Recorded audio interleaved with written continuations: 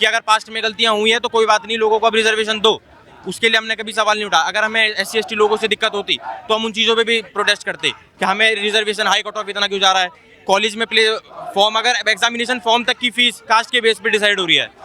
अगर आप फिर बोलते हैं कि इनको दिक्कत क्यों है, JNU में नारे लगते हैं ब्राह्मण बनिए देश छोड़ो, भारत ब्राह्मण बनिए कैंपस छोड़ो, खून बहाया जाएगा अगर आप कैंपस नहीं छोड़ोगे, दीवारों पे लिखा जाता है, उसके ऊपर कभी कोई सवाल नहीं उठाता। नारे लगते हैं तिलक तराजू और तलवार, इनके जूते जूते मारो चार, जिसमें तिलक यानी ब्राह्मण, तराजू यानी बनिया क्षत्रिय, तलवार यानी क्षत्रिय, इन तीनों को यहाँ मारने की बातें होती हैं, उसके कभी कोई सवाल नहीं उठता। बात ये है कि अगर आप कोई लॉ बना रहे हो, अगर कोई SC ST के साथ गलत भेदभाव कर रहा है तो वो चीज़ हम भी एक्सेप्ट कर रहे हैं कि अगर कोई गलत कर रहा है तो उसको सज़ा मिलनी चाहिए। लेकिन आप एक ब्लेंडेड सीधा बिल पास कर दोगे कि सब कर रहा है, उसके ऊपर कोई एक्शन नहीं हो सकता, कमेटी बैठेगी। SC ST एक्ट था तो सही, दोबारा एक और लॉ लाने की क्या जरूरत थी।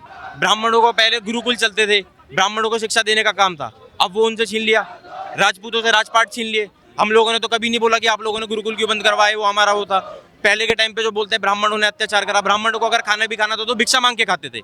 हम तो आज के टाइम पे नहीं बोल रहे कि आज से 1000 साल पहले हम भिक्षा मांग के खाते थे, आप हमें आज राशन कार्ड फ्री में दो।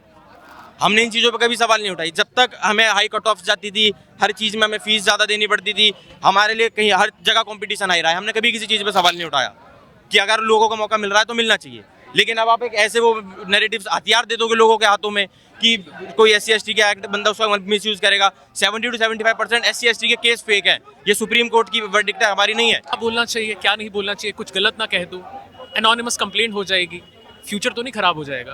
किसी से मजाक करें ना करें, बोले ना बोले। घर से मेरा गांव हिमाचल प्रदेश में है, माता पिता का फ़ोन आता है और माता पिता खुद अध्यापक रहे हैं, अब रिटायर हो गए, लेकिन खुद मुझे कहते हैं कि बेटा अब बात मत करना, अपनों में रहो, सिर्फ किसी और से बात मत करना।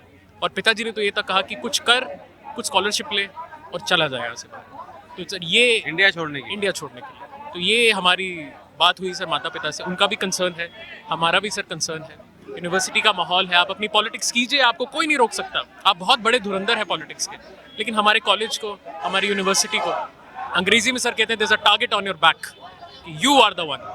हमें ऑटोमेटिकली सर प्रिज्यूम किया गया कि हम क्रिमिनल्स हैं। बच्चा जो पढ़ के आ रहा है ना, इतनी तैयारी करके आ रहा है, वो अपना टाइम पास करने नहीं आ रहा है यूनिवर्सिटीज में कि वो जाएगा बच्चे की जाति ढूंढेगा, डिस्क्रिमिनेट करेगा उसको। हम, हमारे पापा इतनी मेहनत से कमाते हैं, हमारे पेरेंट्स, हम अपनी पूरी फीस भरते हैं। हमारे फॉर्म, अगर हम 10 फॉर्म भरे ना तो हमको 20,000 रुपए देने पड़ेंगे 10 यूनिवर्सिटीज के फॉर्म भरने के लिए।